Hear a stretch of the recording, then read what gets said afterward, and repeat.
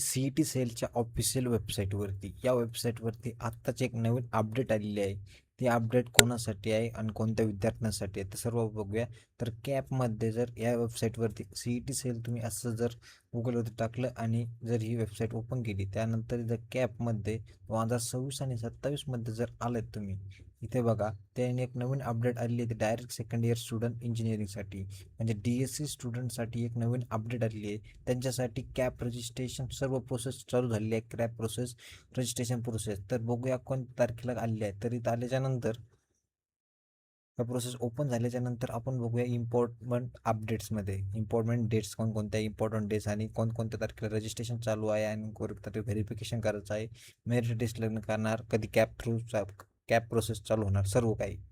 तर बघा दिसत असेल online registration application and uploading requirement document by the candidates for the admission on website for Maharashtra state and all India candidates. तर बघा चालू कधी झाले, आजच चालू झाले म्हणजे 2007/7/2026 म्हणजे 7 जुलैपासून स्टार्ट होत झालेलं आहे. तर कधीपर्यंत आहे 19 तारखेपर्यंत हे चालू असणार आहे अप टू 5 वाजेपर्यंत. ओके, हीच तारीख कधी पण एक्सटेंड होऊ शकते पण जवळ होईल तेवढे.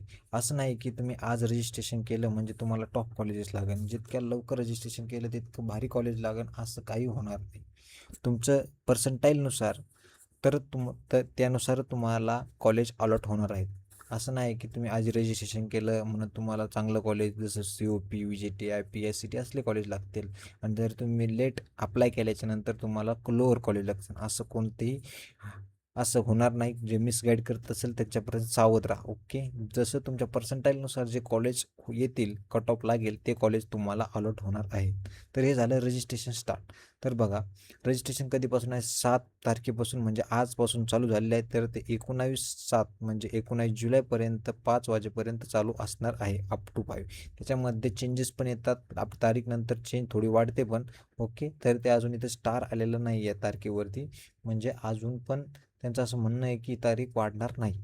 ओके, याच्यामध्ये जर स्टार असलं तर याचा अर्थ असतो की 100% थोडी एक दिवस होईना तारीख एक्सटेंड होत असते. हे झालं रजिस्ट्रेशनच्या बद्दल. जर आता तुम्ही रजिस्ट्रेशन केलं त्याच्यानंतर टाकू त्याचं document verification and confirmation application for the admission by the online मोड.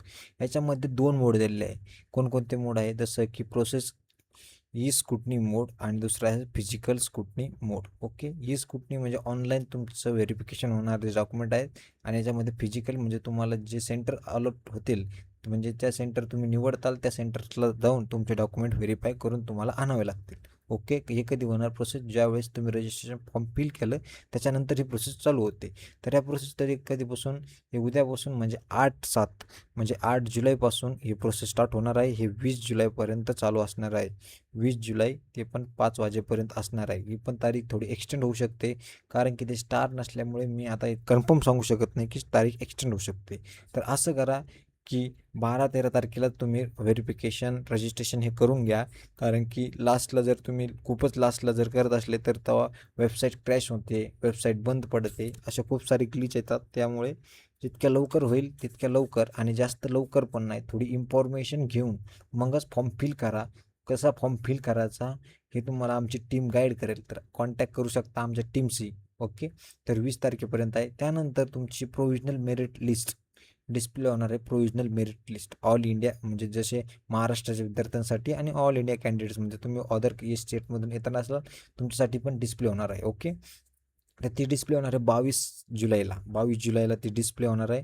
आणि त्याच्यानंतर येतं फायनल. त्याच्यानंतर बघा फायनल मेरिट लिस्ट लागणार आहे 27 तारखेला. Okay, final merit list. मग त्याच्या आधी पण एक ग्रेव्हियन्स म्हणून काही चुका जर असेल, तुमच्या फॉर्ममध्ये चुका असेल तर तुम्ही काय करू शकता, ते ऑल टाईप्स ऑफ स्टुडंट म्हणजे जे टाईप म्हणजे प्रकार असतात, type A, type B, type C असे स्टुडंट असतात. ओके, त्याची पण प्रोसेस तुम्हाला आमची टीम पूर्णपणे गाईड करेल 100%. ओके, तर बघा त्याच्यामध्ये तुम्हाला ग्रेव्हियन्स म्हणून येतात. एक ते ग्रेव्हियन्स किती तारखेपासून असणार आहे, ते 23 जुलै ते 25 जुलैच्या ॲपमध्ये असणार आहे, 2 ह्याच्यामध्ये.